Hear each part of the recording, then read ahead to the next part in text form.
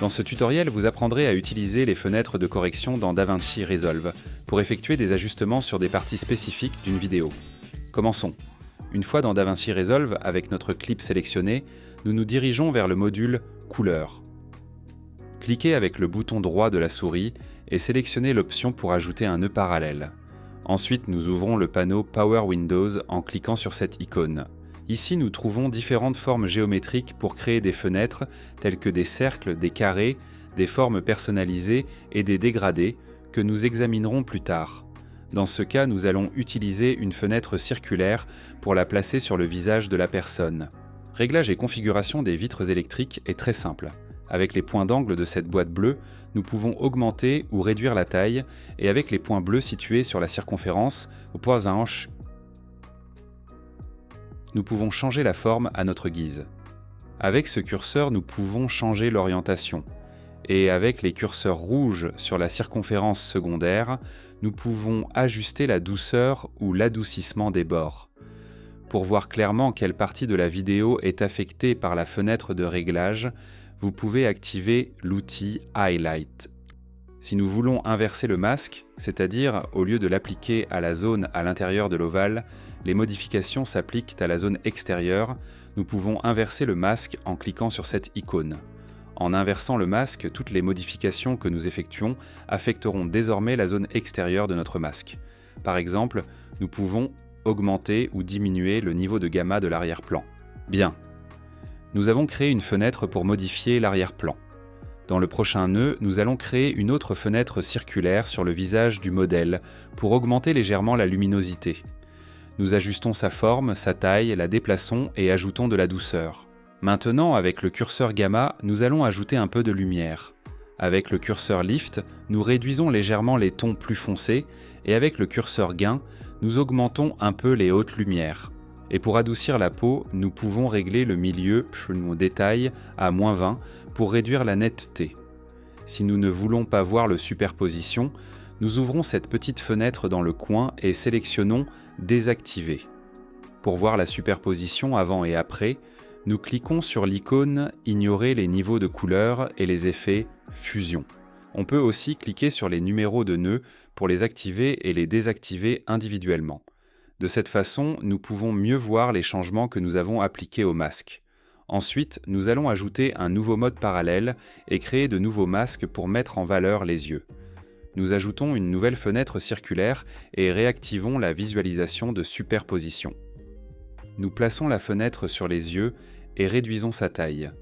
Pour mieux voir les fenêtres de puissance, nous zoomons un peu sur le visualiseur en affinant la forme, la taille et la douceur pour n'affecter que l'œil. Nous visualisons l'effet du masque. Dans ce cas, le masque doit suivre le mouvement de l'œil, donc nous allons animer la fenêtre en utilisant la fonction de suivi. Nous ouvrons le menu de suivi et suivons le mouvement vers l'avant et vers l'arrière. Pour l'autre œil, nous utiliserons l'option Copie fenêtre. Nous créons une nouvelle fenêtre circulaire et collons la fenêtre Copier. Parfait. Nous avons une nouvelle fenêtre en forme d'œil. Pour la placer correctement, nous désactiverons l'option de mise en surbrillance. Nous ajustons la nouvelle fenêtre sur le deuxième œil. S'il y a une erreur dans le suivi, nous pouvons la corriger manuellement avec l'option de cadre. Nous trouvons le cadre où le suivi échoue et plaçons simplement la fenêtre à l'endroit où elle devrait être. Nous avançons. Corrigez sa position et suivez-le à nouveau. Maintenant, nous allons faire de même avec l'autre fenêtre. Sélectionnez les fenêtres électriques de l'autre œil. Et corrigez sa position et son inclinaison. Une fois bien placé, nous le suivons à nouveau vers l'avant. Nous désactivons la superposition, ajoutons un peu de gamma pour mettre en valeur les yeux. Pour plus de définition, nous pouvons augmenter le milieu détail à 40. Enfin, nous augmentons un peu le contraste. Pour voir le avant et le après, nous désactivons et activons le nœud correspondant. Pour réinitialiser la taille du visualiseur, nous cliquons sur l'option Ajuster. Maintenant, nous allons changer la couleur de la lumière d'arrière-plan pour mieux s'intégrer à la scène. Au lieu de bleu, je vais ajouter un masque et changer la couleur en orange. Nous ajoutons un nouveau nœud parallèle et cette fois-ci, nous utiliserons une fenêtre de forme personnalisée. Nous ajoutons des points autour de la lumière que nous voulons modifier, affinons sa forme. Et avec le curseur de teinte, donnez-lui une tonalité orange. C'est aussi simple que ça. Voici le résultat. Maintenant, nous allons créer un nouveau nœud parallèle. Dans ce nœud, en utilisant une fenêtre circulaire, nous allons réduire la saturation du pot de moutarde afin qu'il n'attire pas trop l'attention. Avec ces exemples, vous pouvez clairement voir les différentes utilisations que nous pouvons donner au Power Windows pour modifier des éléments individuels de notre vidéo. Dans ce cas, nous utilisons la courbe de teinte contre saturation. Sélectionnez la couleur jaune et de cette manière, nous pouvons réduire la saturation de ce pot de moutarde sans affecter les autres éléments jaunes dans la vidéo. Maintenant, avant de continuer, j'organise un peu mes nœuds et crée un nouveau nœud parallèle. Avec cette fenêtre de puissance, je veux donner une nouvelle apparence à mon image. Pour ce faire, nous plaçons une nouvelle fenêtre circulaire sur le visage, changeons sa forme, taille et douceur. Et pour s'assurer que le masque suit le même mouvement que le visage, nous allons le suivre vers l'avant et vers l'arrière. Terminé. Nous inversons la fenêtre et maintenant, avec le curseur de décalage, nous la déplaçons légèrement vers le bleu. Et nous ajusterons également un peu le gain. Nous pouvons voir le résultat en éteignant et allumant le nœud ou en sélectionnant tous les nœuds sauf celui de la transformation des couleurs et en utilisant le raccourci clavier, CTRL-D, pour désactiver et activer l'effet. Grâce aux fenêtres de puissance, nous avons pu modifier des parties spécifiques de notre vidéo sans affecter d'autres éléments. Et nous avons également pu donner une tonalité plus froide à l'image sans affecter la zone du visage. Enfin, pour éviter que la tonalité bleue de l'image n'affecte la peau des bras, nous allons créer une nouvelle fenêtre circulaire et l'inverser. Nous le plaçons sur le bras et ajustons sa forme pour sélectionner seulement une partie du bras en affectant le moins possible la veste. Ensuite, nous faisons exactement la même chose en créant une nouvelle fenêtre pour l'autre main. Inverse-le, ajuste sa taille et sa forme. Et enfin, ajoutez une touche de douceur aux deux fenêtres. Et pour la main posée sur le visage, on pourrait également ajouter une dernière fenêtre. Nous inversons la fenêtre, changeons sa rotation, sa taille et sa forme. Ceci serait le résultat final avec tous les changements que nous avons effectués. Comme vous pouvez le voir, nous avons obtenu un aspect complètement différent et corrigé certains détails de la vidéo grâce à l'utilisation de cache en puissance. Dans cet autre exemple, nous nous concentrerons sur l'utilisation de Power Windows pour éditer une scène de paysage. Initialement, nous appliquons une dominante chaude et augmentons le gamma et le gain. Ensuite, j'ajoute un peu plus de chaleur et voilà. Maintenant, nous allons créer plusieurs fenêtres de puissance pour corriger des zones spécifiques de notre vidéo, car l'apparence actuelle de cette scène n'est pas réaliste. Regardez juste la couleur du ciel. On dirait qu'on est sur Mars. Nous allons dans le menu Power Windows et ajoutons une fenêtre en dégradé, la plaçant sur la route pour l'isoler. Parfait. Maintenant, nous allons effectuer un suivi manuel avec l'option cadre. Tout d'abord, nous déplaçons légèrement la fenêtre et ainsi nous avons créé la première image clé du suivi. Ensuite, nous allons à la fin du clip et réajustons la fenêtre sur la route pour créer la deuxième image clé. Nous allons dans le menu Fenêtre et supprimons l'adoucissement. Ensuite, nous créons une deuxième fenêtre de dégradé pour isoler l'autre côté de la route. Nous la plaçons, la tournons. Et suivez-le avec l'option cadre. Nous ajustons la fenêtre au début et à la fin du clip. Nous repositionnons, ajustons sa rotation et finalement enlevons le flou. Bon, nous avons maintenant sélectionné la route pour faire les ajustements que nous souhaitons. Maintenant, nous allons sélectionner le ciel pour changer cette teinte orange étrange qu'il a actuellement. Nous créons une fenêtre sur mesure et isolons ainsi le ciel.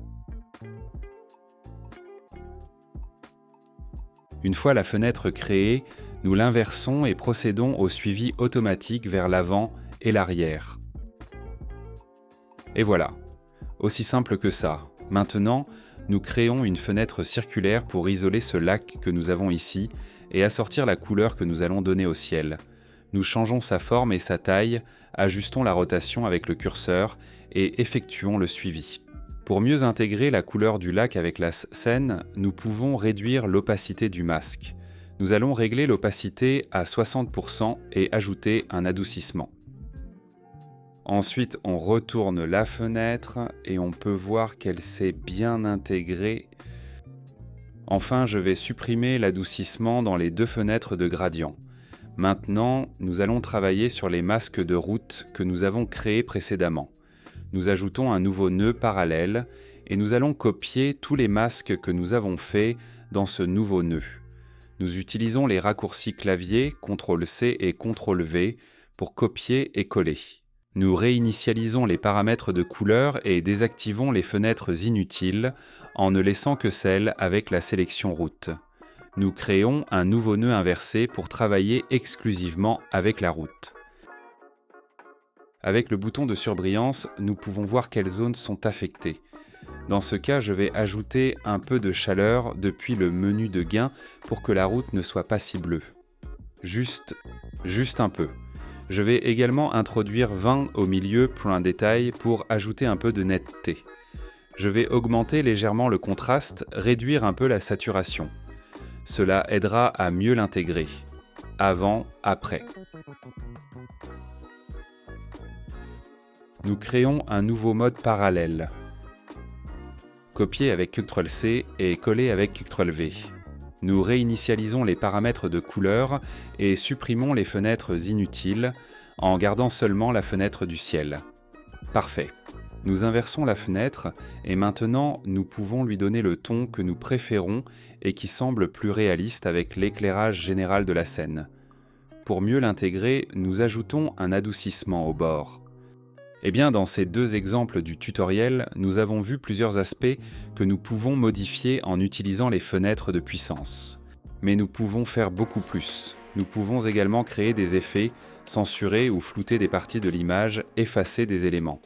Par exemple, voyons comment nous pouvons créer l'effet de bascule en utilisant les fenêtres de puissance. Nous ajoutons un nouveau mode parallèle. Créez une fenêtre circulaire, placez-la sur le véhicule et réduisez sa taille.